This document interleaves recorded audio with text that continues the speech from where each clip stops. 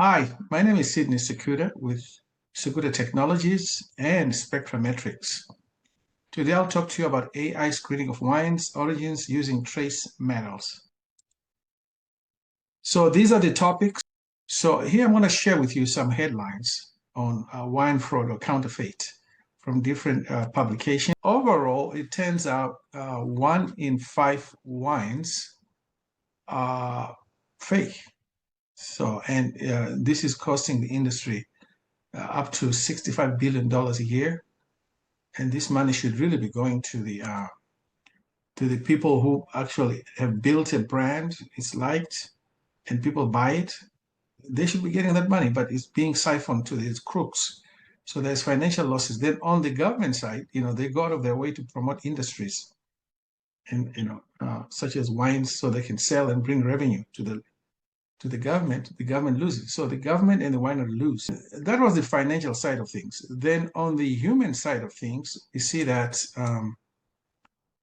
counterfeit wines can be a great danger to people's health because uh, these are deceptive products, which can have toxic toxic ingredients, which are illegal, but are you going to catch a fraudster because they put someone's name on the bottle, right?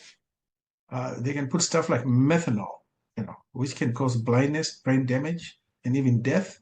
And the production is clean and regulated. These are guys doing it, in unmarked, buildings, stuff like that. So it won't have the best safety standards and quality. So I talked about the safety, where people can get sick, so even can cause death. There's potential for death. Then quality, on the lighter side, quality. So if somebody is doing this, making all these wines, they're not going to be as good as the original. And now, if people drink this wine, the counterfeit one, they say, no, no, no, no, no. This is not a good brand at all.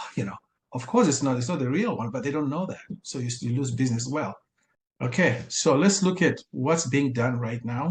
I think first I'll start with what's not being done.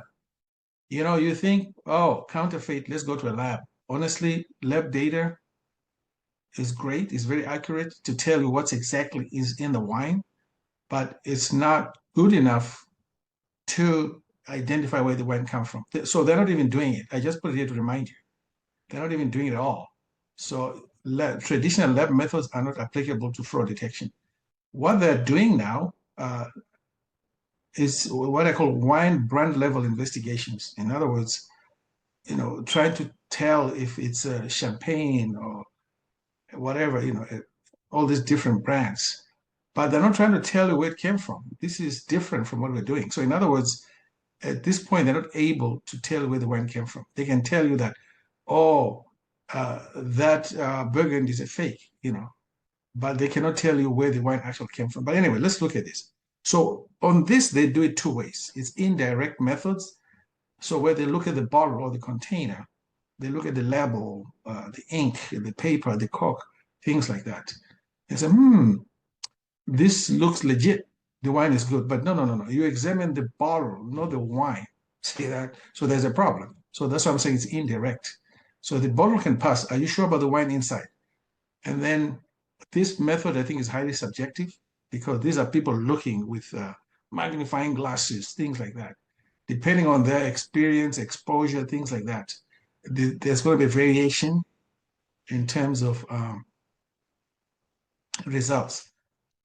And then the other way they've caught people is if the fraud syndicate there's informants in it, or people within squill. Okay. Now, some people may not squeal because they're afraid, or they simply paid a lot of money to do that. Now, we want to talk about our way of doing it. So we think there's a better way to do it, a more scientific way to do it, a more comprehensive and a more rigorous way to do it. And we have the method, we have the machines ready. So let me explain our philosophy and background here. So grapes are grown in specific localities. Wherever you grow them, the soil where it is, the vineyard, is very unique. No two soils are the same, so to speak.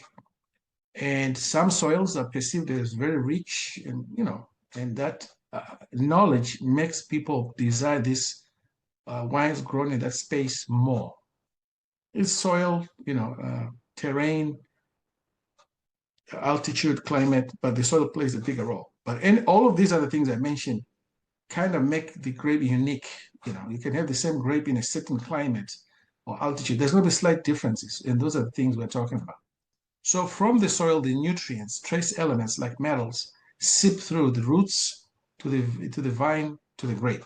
So now when the grape is used to make the wine, it has a signature, a geosignature of the locality where it came from. So when you look at it, it looks like another grape anyway. It's not.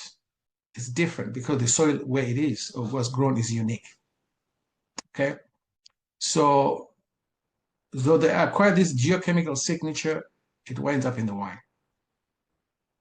Okay. So we want to give an example of how these geosignatures can be used to distinguish wines.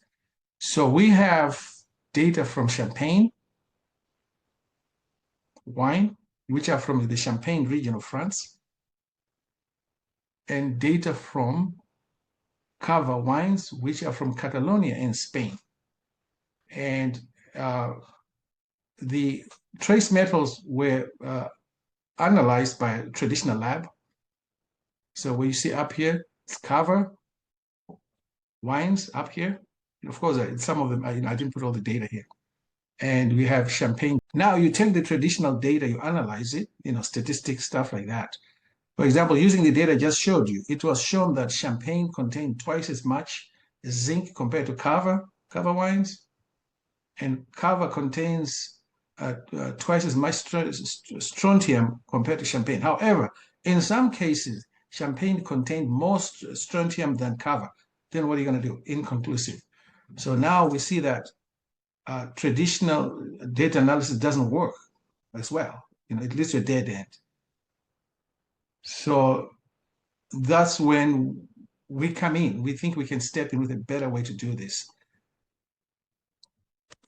But let's show you what once we take the data and apply our methods, we're able to conclusively and unequivocally split the wines. See, to the right, you got Champagne wines, to the left, you have Cava wines.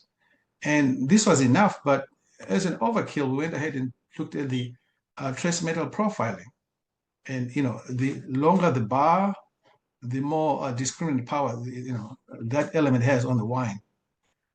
Okay, so we did that. And then we did a dual plot where to the right, we show the wines and the metals that dominate them. You see that on the Champagne side, zinc dominates. On the Cava side, sodium actually dominates, as you can see from here, sodium and strontium as well. Okay, so we did that, done. So let's kind of put all this together. So we use lab data to do this because labs cannot do it from the analysis, the statistics fails. But let's talk about the costs in terms of time and money. So I Googled, we had 16 metals here. Here, 16 metals. I Googled and said, what is the cost, for example, how much would a lab charge me to test for, let's say, zinc? It was like $50, And I've got 50 times 16 metals, that's $800. Okay. Maybe you want to do it. Send it to the lab. I send stuff to the lab all the time. We're looking at about a week sometimes or longer. So with us, as a conclusion, our machine learning algorithms are imported in our AI spectrochemical analyzer for rapid real-time analysis or screening.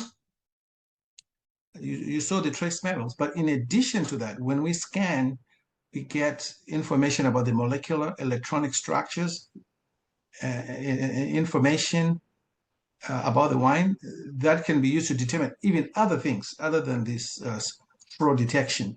We can tell you, for example, if you want to, of course, type of wine you're dealing with. For example, is it really a Merlot or Shiraz? The brand, who made it, vintage, how old is it, things like that. Whatever you want, all that information is in the wine. So our job is to unlock those secrets hidden in your sample. Okay, and again, this is a single device whereby you put the wine in a cuvette, this container here, you put it down, you open the box, you drop it, shine light through it. As the light hits it, it extracts information, and we have a detector on the other side that grabs that data in light, send it to our algorithm, it does all the screening, whatever you want. So in this case, it will be, is it a cover or is it a champagne? So for that study, it will be more like, uh, yes, it's either cover, champagne, or none of the above. We can stop there. But if you want more, we can do that as well. So this is a multi-configurable analytical system. And we can get as many results as you want out of just one scan on the sample. Okay, that's what we do. And what the way I want to put it is what we have is a solution looking for problems. So if you have analytical challenges, bring them. We will definitely help you with the analysis you may need. Okay. So who can benefit from this? Wine export import agents, points of entry into markets, auction houses, wine fraud inspectors, law enforcement, buyers and resellers, wine tasting rooms and bars, and so on. You need to minimize your financial losses and liability, protect your brand and reputation, as we discussed already. Thank you so much. If you are interested in beta testing or wine authentication or screening system, please contact us. My name is Sidney Sekuda. You can email me at aisolutions@segudatechnologies.com. Thank you so much. You can also scan the QR code here. If you're on YouTube, please subscribe to our channel. Thank you.